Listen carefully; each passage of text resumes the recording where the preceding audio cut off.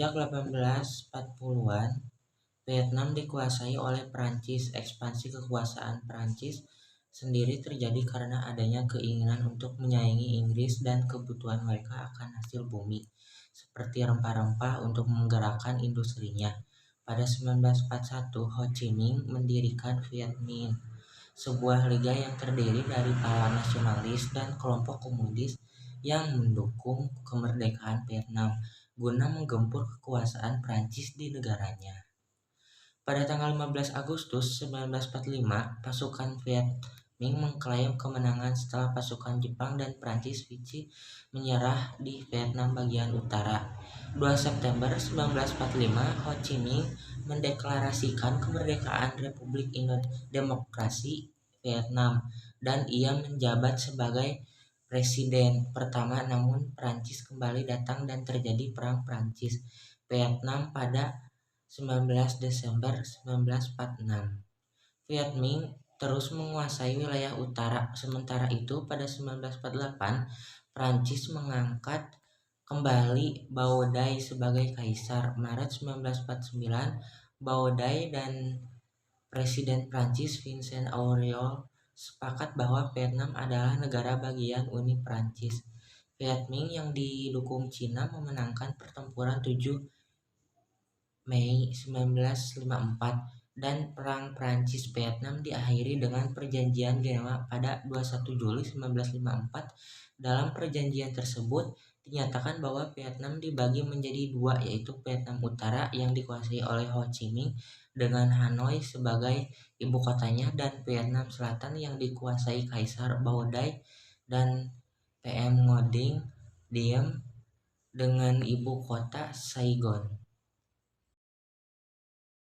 Amerika Serikat terlibat pada Perang Vietnam pada 1955 ketika Presiden Dwight D.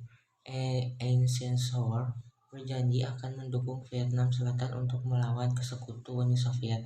Hal ini disebabkan karena AS takut efek dinamo jika Vietnam menjadi negara komunis.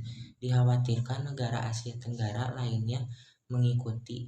Dengan bantuan AS, pasukan keamanan Ngo Diem segera menindak para simpatisan Viet Minh di selatan yang disebut sebagai Viet Cong, Komunis Vietnam. Pasukan Vietnam Selatan menangkap sekitar 100 orang, banyak di antaranya disiksa dan dieksekusi secara brutal. Mulai 1957, Viet Cong dan penentangan rejim Ngo Diem mulai melawan balik. Desember 1960, mereka kemudian membentuk Front Pembebasan Nasional (FPN). Meski sebagian besar anggota FPN bukan komunis, tetapi AS tetap menganggapnya sebagai boneka Vietnam Utara. Perlawanan terhadap Ngo Diem semakin kuat dan terbuka membuat Vietnam Utara melakukan operasi militer di Vietnam Selatan. Untuk memperkuat pertahanan, Amerika Serikat melakukan hal berikut, yaitu menempatkan sejumlah 460.000 pasukan udara dan laut di Vietnam Selatan. Yang kedua, lebih dari 100 ofisir di bawah Jenderal Samuel William juga didatangkan untuk melatih tentara Vietnam. Ketiga, dibentuk pasukan kolektif defensi antara pasukan-pasukan Amerika Serikat dan pasukan-pasukan Vietnam Selatan. Pada tanggal 18 April 1975, pasukan pelopor komunis dalam serangannya berhasil mendekat Saigon sampai jarak kurang 5 km. Pasukan komunis terus bergerak maju dan mendekati ibu kota.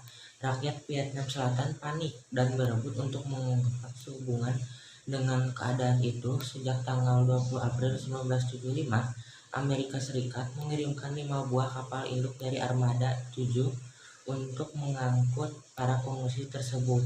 Pada tanggal 30 April 1975, Presiden baru Vietnam Selatan, Duong Quang Minh, yang baru dilantik tanggal 2 April 1975, menyatakan menyerah tanpa syarat kepada Viet Cong.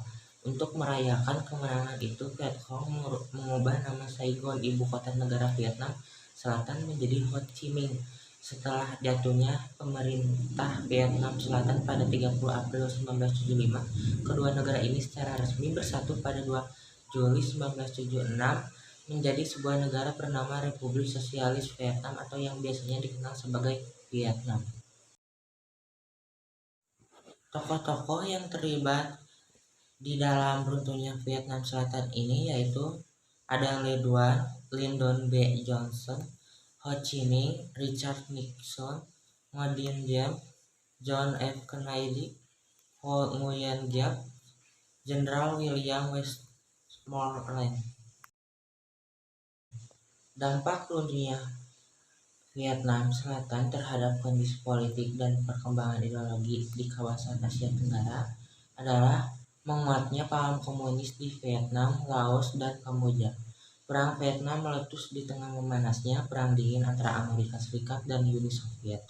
Perang ideologi antara Vietnam Utara dan Vietnam Selatan pun tidak luput dari campur tangannya AS yang pada saat Perang Dingin memiliki misi menghalau penyebaran komunis.